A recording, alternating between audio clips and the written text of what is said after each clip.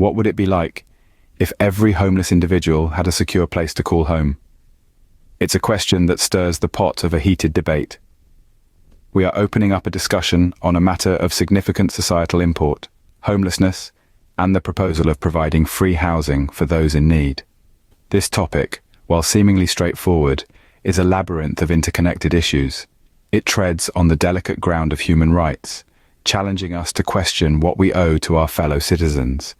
It dives into the murky waters of economic viability, asking us to weigh compassion against practicality.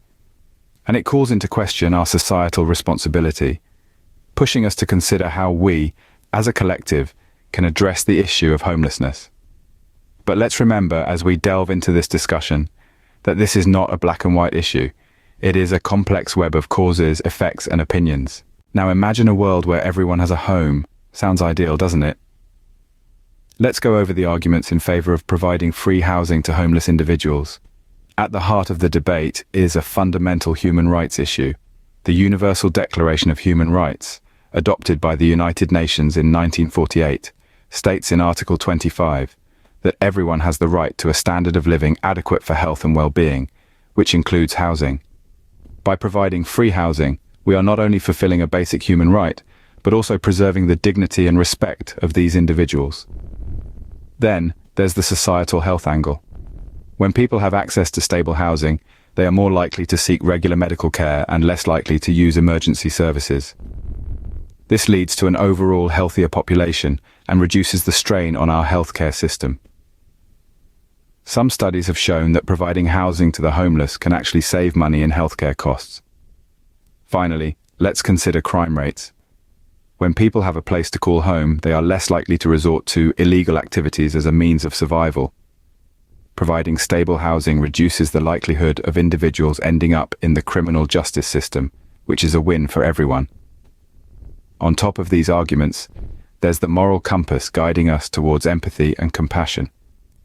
As a society, we have a responsibility to care for the less fortunate, to uplift those who have fallen on hard times. So, free housing could potentially bring about a lot of positive change. But is it as simple as it seems? Free housing for all homeless individuals. It's a noble idea, but it comes with its own set of challenges. Now, let's go over the arguments against providing free housing. One of the most prominent arguments is the economic implications. Providing housing to all homeless individuals sounds great on paper, but in reality, it's a significant financial burden. Building, maintaining, and managing these homes would require an immense amount of resources. Not to mention, this solution would require a substantial increase in taxes or a reallocation of current government spending, which could lead to cuts in other vital public services. Another argument against free housing is the potential for creating dependency. There's a concern that if housing is provided freely, it might discourage individuals from seeking employment or improving their circumstances. Of course, this isn't the case for everyone, but it's a potential risk that needs to be considered. Lastly, providing free housing may not address the root causes of homelessness. Homelessness can stem from a variety of complex issues, including mental health problems, addiction, and unemployment. Simply providing a roof over someone's head doesn't necessarily solve these underlying issues. In fact, it might even mask them, making it harder to identify and address the real problems at hand. It's important to note, however, that these arguments are not intended to discourage efforts to help the homeless.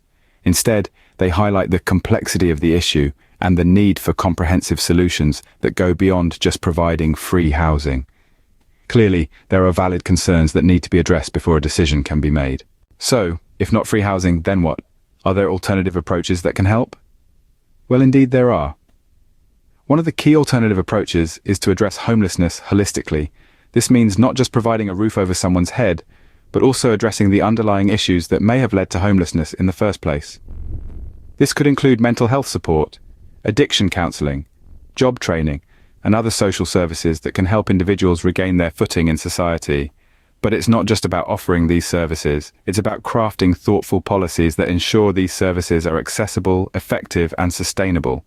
We need to think outside the box and implement innovative strategies. For example, we might consider a housing-first approach where individuals are provided with temporary housing immediately and then offered supportive services rather than requiring them to solve all their issues before they qualify for housing.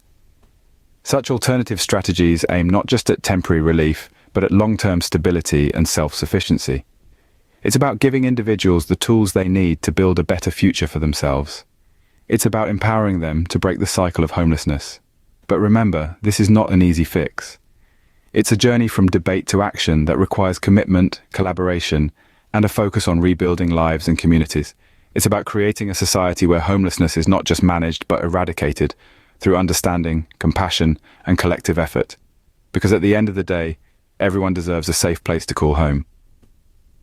It's a journey from debate to action that requires commitment, collaboration, and a focus on rebuilding lives and communities. The goal? A society where homelessness is eradicated through understanding, compassion, and collective effort. Today, we've delved into the intricate debate concerning free housing for the homeless. We've weighed the arguments for and against, and also explored alternative approaches. This conversation is more than necessary, it's vital. We must take the steps from debate into action, crafting policies, and implementing innovative strategies for long-term stability. If you found this discussion thought-provoking, please give this video a thumbs up and subscribe to our channel for more insightful content.